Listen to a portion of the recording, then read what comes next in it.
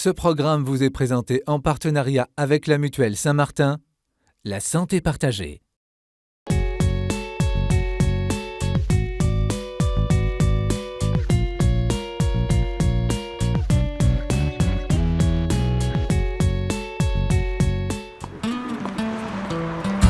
Le 19 septembre dernier, Aurore et Frédéric ont vécu le plus beau jour de leur vie.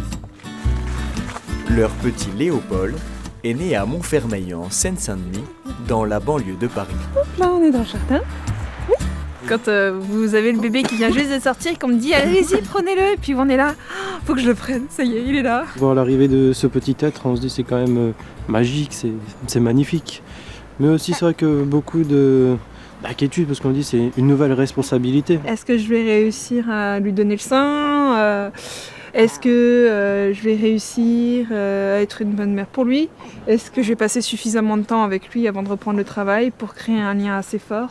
On a quand même une vie entre nos mains qui est en plus totalement dépendant de nous. On veut lui offrir tout ce qu'il y a de plus beau. On a envie de tout donner pour lui. Oula. Et l'arrivée du bébé est pleine de découvertes. Quand tu le tiens dans les bras, c'est vraiment unique. À tout point de vue. J'ai envie de l'envelopper de tout mon amour. Oh là là, t'en as mis partout. Oh là là. Il était là. Ce petit bonhomme prend une place incroyable dans la maison, un vrai bouleversement dans la vie du jeune couple. Il y a tout qui change, hein monsieur? Hein? Bah oui, hein, il y a tout qui change. Parce qu'on fait plus de lessive, on peut plus faire de grasses matinées, hein? Bah oui, en ce moment on se réveille à 7h tous les matins. Bah oui. Mais oui. Voilà. C'est fini. Aurore et Frédéric doivent donc s'adapter à cette nouvelle vie. Un garçon très courageux. Pour eux, être parent est un véritable apprentissage. Oui, au début, quand il fait ça et que vous savez pas ce qu'il a et que c'est la première fois, ça fait tout drôle. Hein. On se dit, mais qu'est-ce qu'il a? Pourquoi est-ce qu'il refuse ça? On voit qu'il a faim, mais en même temps qu'il en veut pas. Et on comprend pas. Et en fait, c'est juste un petit rot qui est coincé, mais ça, faut le comprendre. Oui. Oui. Ce nouveau rythme de vie est fatigant pour les jeunes parents, mais cette difficulté semble bien vite gommée par d'autres découvertes qui relèvent du merveilleux. Tu discutes? Qu'est-ce que tu racontes debout? Oui.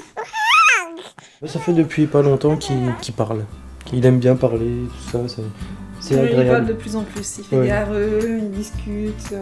C'est vrai que depuis qu'il est là, voilà, c'est ça, il remplit vraiment ma vie de joie et c'est que j'ai du mal à m'en séparer, c'est vraiment mon bébé d'amour, à moi c'est mon bébé que j'aime. Le petit Léopold vient de fêter ses 3 mois, il va connaître cette année son tout premier Noël, et pour ses parents, le cadeau, c'est lui.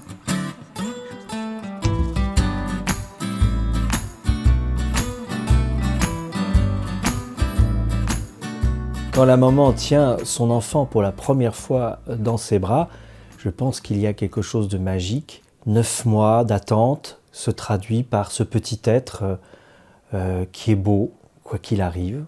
Il est toujours beau pour une maman et il y a cette intimité autre qui naît à ce moment-là. Mais je pense que la maman, le fait de porter son enfant pendant 9 mois, eh bien, elle se prépare déjà à cette maternité. C'est plutôt le papa qui va se découvrir papa quand le bébé sort. L'homme prend cette conscience au moment de l'arrivée physique de l'enfant. En fait, ils découvrent qu'ils sont responsables, qu'ils deviennent pères de famille. Ce petit souffle de vie fragile qu'il faut maintenir, qu'il faut entretenir. Et puis, un enfant, c'est une liberté qui naît, c'est une liberté qui arrive, c'est une liberté qu'il faut accueillir. Et il faut permettre à cette liberté de prendre sa place et sa juste place dans la famille et donc dans une juste relation à la mère et au père. Et ça va se faire pendant les 6 premiers mois et la première année de la naissance de l'enfant. Évidemment, ça doit être un moment de panique dans les horaires, dans l'organisation, dans la nourriture de l'enfant, etc. Ça le bouleverse complètement l'emploi du temps, mais c'est évident que les parents vivent et avec l'enfant et pour leur enfant. Et de ce fait, renoncent certainement à beaucoup de sorties, beaucoup de rencontres avec le voisinage. Mais c'est extraordinaire, il y a certains parents qui osent dire « mais c'est miraculeux que tout soit si beau, que tout soit si bien ordonné, que ce petit être soit si parfait, voilà, avec ses petits doigts, ses petits pieds. Enfin voilà, les parents sont gâteux et regardent justement la beauté de la vie à travers ça. Et c'est vrai qu'à travers ça, à la fois il y a une fragilité de la vie et à la fois une grandeur de la vie qui se dit à ce moment-là.